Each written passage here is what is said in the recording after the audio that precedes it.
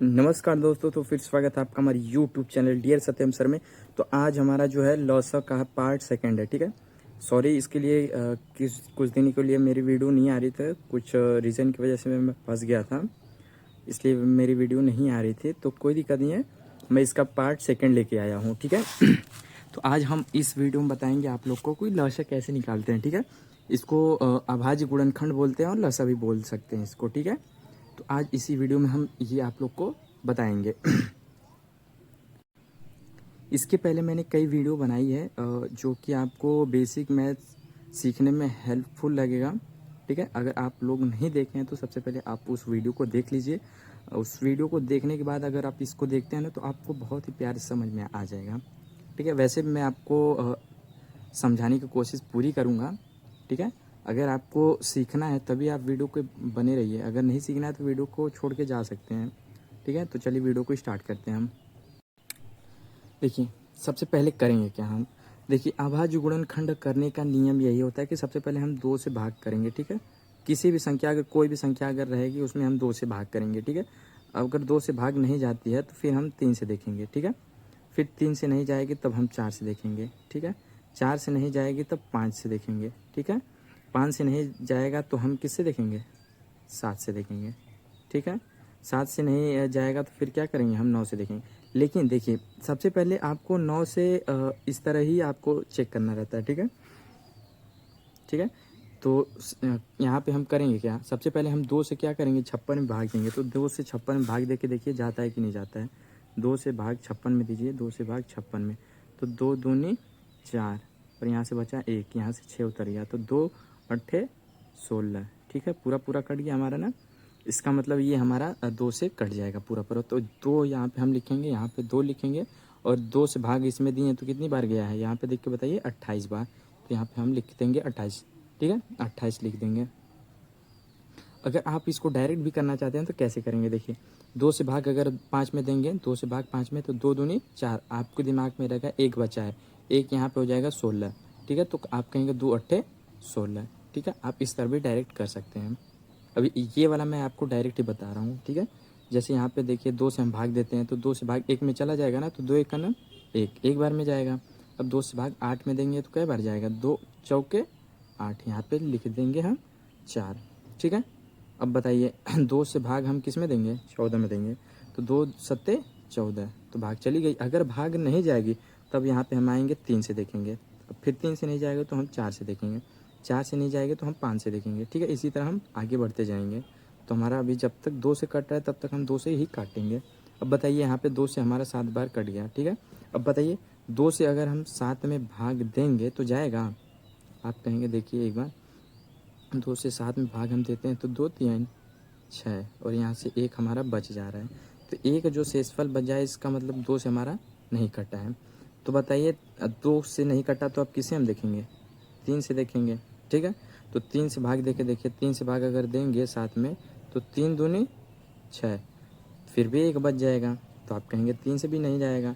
4 से तो एकदम नहीं जाएगा। 5 से भी कहेंगे कि 5 से अगर हम भाग देते हैं 7 में, देखिए 5 से भाग अगर 7 में हम देते हैं तो 5 का नाम 5, यहाँ से 2 हमारा बच जाएगा, तो इसका मतलब 5 से भी भाग नहीं जाएगा। तो आप कहेंगे 7 से जाएगा, ठीक है। 7 से भाग 7 में चली जाएगी, देखिए कैसे, 7 से भाग 7 में कैसे जाइएगा, देखिए देखिए 7 से भाग 7 में देंगे हम तो 7 एक नाम 7, यहाँ से हमारा कट गया, ठीक है। यहाँ पे जो 1 आया, अब यहाँ पे हम लिखेंगे 7 और यहाँ पे 1, लास्ट में हमको 1 ही लेके आना रहता है, ठीक है। अगर 1 आ गया तो तब हमारा जो है कि अभाज्य गुणनखंड सही रहेगा, ठीक है।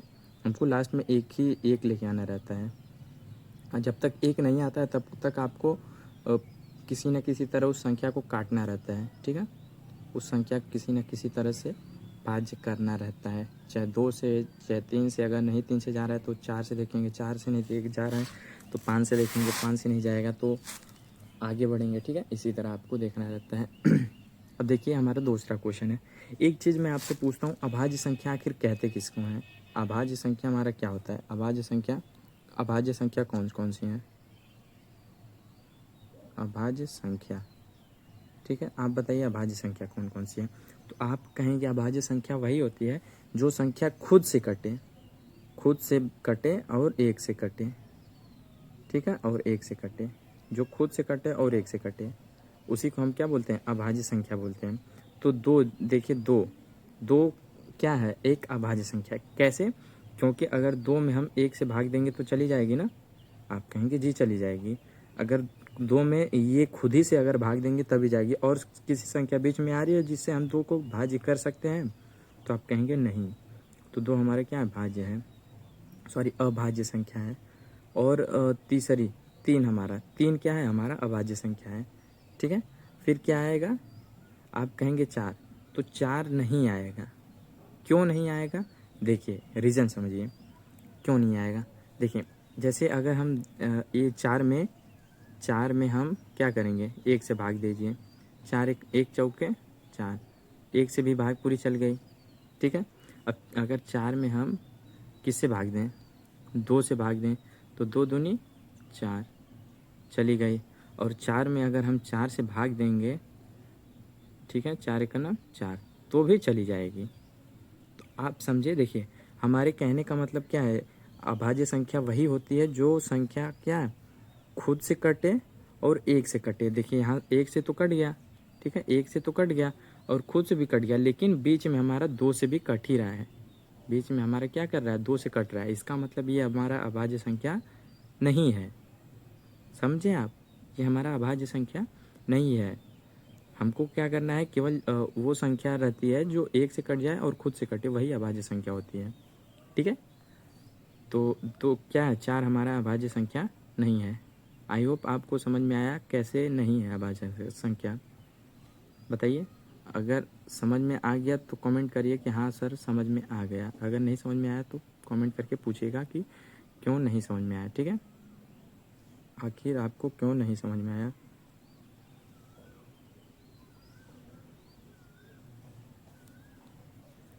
दो अभाज्य संख्या है, तीन है, और इसके बाद हमारा है पांच अभाज्य संख्या, फिर आएगा हमारा सात, फिर आएगा नौ, नहीं आएगा। क्यों नहीं आएगा, ये रीज़न मैं आपको बता दिया हूँ। नौ नहीं आएगा, 11 आएगा, 11 के बाद आएगा 13, फिर क्या आएगा 17, फिर क्या आएगा 19, ठीक है, फिर आएगा हमारा 23, ठीक है, फिर आएगा हमारा 29, ठीक है, फिर आएगा हमारा 31। ये सभी क्या है, हमारी अभाज्य संख्या है। तो अगर हमारी संख्या अगर दो से नहीं कटती है तब हम क्या करेंगे, डायरेक्ट तीन से आएंगे देखेंगे। अगर तीन से नहीं कटते हैं तो डायरेक्ट हम पाँच से देखेंगे। अब पाँच से नहीं कटेगी तो हम डायरेक्ट सात से देखेंगे। सात से नहीं कटेगी तो हम 11 से देखेंगे। 11 से नहीं कटेगी तो 13 से देखेंगे, ठीक है। समझ में आया आपको कैसे चेक करना है कि कौन किस संख्या से काटनी है, किस संख्या से नहीं काटनी है। तो ये चीज़ आप नोट कर लीजिएगा कि अभाज्य संख्या क्या होती है। स्क्रीनशॉट भी ले सकते हैं इसका, ठीक है।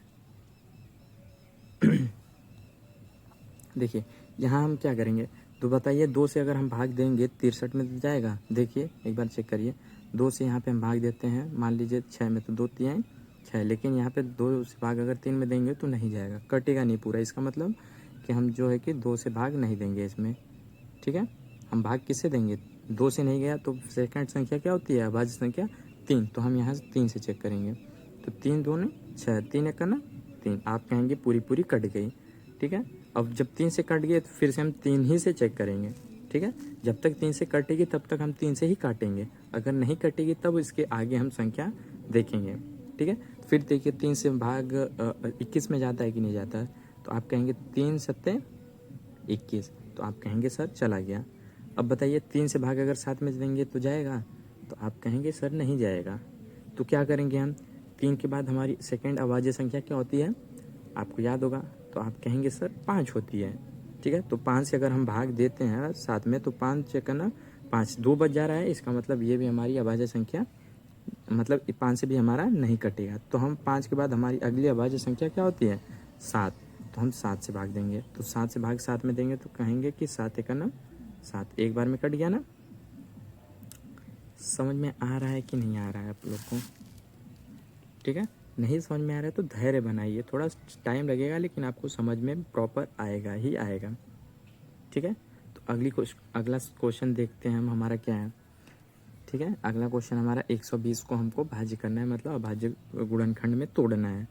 तो सबसे पहले हम 2 से देखेंगे, तो 2 से देखेंगे तो 2 छक्के 12, ठीक है, और 0 यहाँ पे हमारा उतर जाएगा, ठीक है। और फिर देखिए अभी 2 से कट गया, तो इसका मतलब अभी हम फिर से 2 से ही चेक करेंगे, ठीक है। फिर 2 से चेक करिए, 2 3 6, फिर से 0 उतर गया, ठीक है। अभी भी हम 2 से ही चेक करेंगे, अगर 2 से नहीं कटेगा तब आगे हम जाएंगे, ठीक है। फिर 2 से चेक करिए, 2 1 9 2, 2 पंजे 10, फिर से कट गया। अब बताइए, फिर अभी हम 2 से ही चेक करेंगे, तो मान लीजिए 2 सत्ते 14, 2 सत्ते 14, यहाँ से एक क्या हमारा बच जा रहा है, तो इसका मतलब हमारा 2 से नहीं कटेगा, पूरी संख्या हमारी नहीं कट रही है ना, 15 संख्या जो लिखा है 2 से पूरी नहीं कटेगी, वहाँ पे एक शेषफल बच जाएगा। कैसे देखिए, 2 से भाग अगर हम 15 में देते हैं, 15 में, तो 2 सत्ते 14, ठीक है। यहाँ पे देखिए एक शेषफल बच जा रहा है, तो इसका मतलब जो है कि हमारा 2 से नहीं कटेगा। तो 2 के बाद सेकंड हमारी अभाज्य संख्या क्या होती है, आप बताइए। तो आप कहेंगे सर 3 होती है। तो अब यहाँ पे हम 3 से चेक करेंगे, तो 3 पंजे 15, आप कहेंगे सर पूरी कट गई, ठीक है। अब 3 से फिर 5 को काटेंगे, तो बताइए कटेगा। 3 से भाग अगर 5 में देंगे तो हमारा 2 शेषफल बच जाएगा, ठीक है। तो इसका मतलब 3 से भी नहीं कटेगा। तो आप कहेंगे 3 के बाद अगली अभाज्य संख्या क्या होती है, आप कहेंगे 5 होती है। तो 5 से काटिए, 5 से काटिए, 5 1 9, 5, कट गई पूरी ना। तो बताइए आपको समझ में आ रहा है कि नहीं आ रहा है, हैं? अगर आ रहा है तो कमेंट में बताइए कि हाँ सर समझ में आ रहा है, या नहीं आ रहा है तब भी बताइए कि सर नहीं समझ में आ रहा है। आप अगर बताएंगे तभी मुझे पता चल पाएगा कि आपको समझ में आ रहा है कि नहीं आ रहा है, मेरी मेहनत सफल जा रही है कि नहीं जा रही है, ठीक है। तो आप कमेंट करेंगे तभी मुझे पता चल पाएगा। तो मैं आशा करता हूँ आप कमेंट करें।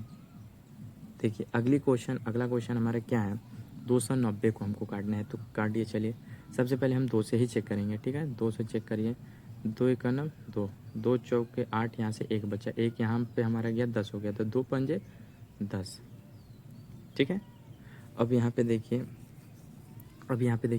2 से हम काटेंगे, अभी 2 से कट गया तो फिर 2 से ही चेक करेंगे हम। तो बताइए 2 से चेक करिए, 2 सत्ते 14, 2 दूनी 4, यहाँ से एक बच गया, इसका मतलब हमारा 2 से नहीं कटा, ठीक है।